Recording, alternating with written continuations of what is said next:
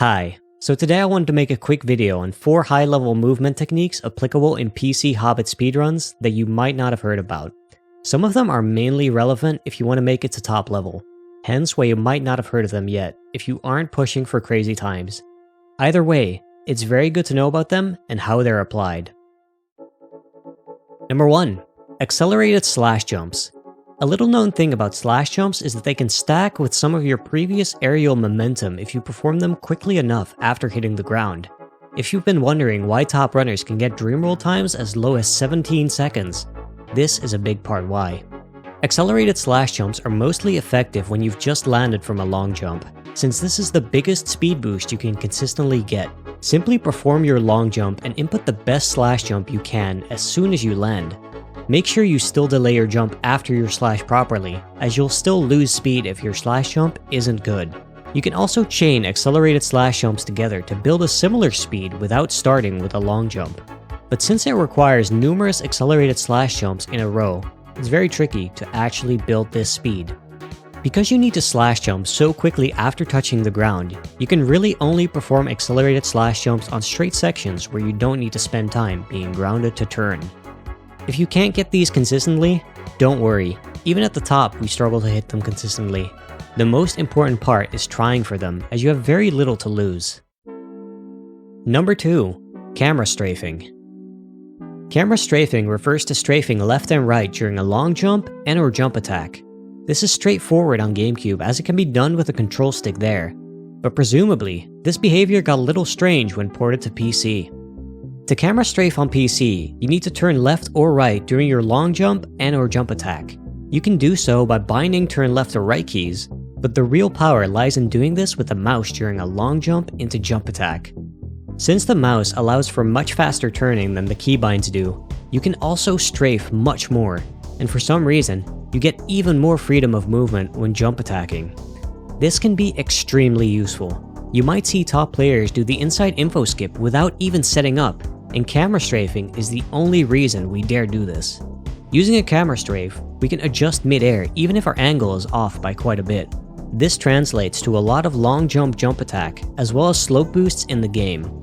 If you are ready to camera strafe, you can spend much less time setting up and only correcting mid-air when you need to. It can even help you change your slope boost angles and landings, especially useful on flies and spiders boosts.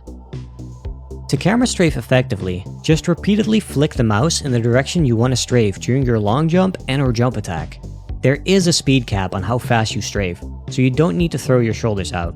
But generally, you're better off flicking fast than trying to be conservative with the little time you have to camera strafe. It's very worth getting used to camera strafing as it can raise your confidence in doing quick setups and save you in many situations. 3. Cutscene/quick turns. On PC, Bilbo has 3 main levels of turning speeds. The ones you're likely familiar with are the normal pretty slow speed and the way too fast speed when you really flick the mouse. During normal movement, there really is no in-between. But the 3rd level of turning speed is interesting, and you've probably seen it when you sneak while standing still and turn. This is quite a bit faster than normal turning and much more controllable than max speed turning. But since you need to start crouching before you can do it, it's not useful very often. This is where cutscene turns come in. Some cutscenes have this weird behavior where if you start moving the mouse before the cutscene ends, Bilbo won't respond to your directional inputs until you stop turning. But while you're turning like this, you're actually turning at the faster sneaking speeds. This can be very desirable as some level starting or mid-level cutscenes put Bilbo facing the complete opposite way of where you need to go. Examples of this are the Unexpected Party Bridge cutscene and the starting cutscenes of Barrels and A Warm Welcome. If you start moving your mouse before skipping the cutscenes, then skip the cutscenes while still moving your mouse, you can use this quick turn to face the direction you want to go much faster than normal. This can be a nice time save in a few situations, but can be a little awkward to input. And note that not every cutscene works with this. Also note that while you're turning this way, you can't move, so you might want to avoid moving your mouse until after you skip a cutscene in some cases. Number 4. Slash cancels. Slash cancels are not new, but have only recently found their place in the any % NMG meta. The idea is to either have your stick or sword out, then tap the key to switch to your rocks. followed by quickly performing a slash. This will make your slash come out as Bilbo is in his switching animation, effectively cancelling it. You still get a slight forward lunge, the same one that slash jumps abuse, but you don't keep the speed for nearly as long, so it's not nearly as fast. But slash cancels do have their use because they are still slightly faster than walking, and unlike other movement options, you stay grounded. The most obvious example is for Corwin skip.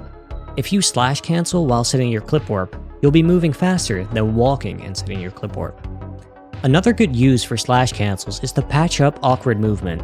Sometimes you land in a spot where you don't have enough room for a full slash jump and would normally have to walk a little bit or cut your slash jump short. In these cases, you might want to fit in a quick slash cancel instead. Note that slash cancels barely save time, and only if they're used right. You might want to mess around with your binds too, to make the switch to and from rocks easier.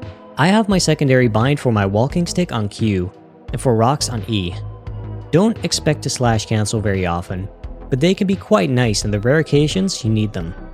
A quick bonus on slash cancels that isn't really applicable to NMG is that during your slash cancel, you can actually get the faster turning speed you see when sneaking and during cutscene turns. This could be nice in categories that collect a lot of items, as it allows you to do quick turns for pickups that are out of the way. And those are the 4 techniques I wanted to share. You can apply these whenever you feel like you're ready for them. I'm interested in doing some more content to help mid to high level runners get better, so let me know if there's anything you want me to cover. Thanks for watching, and good luck.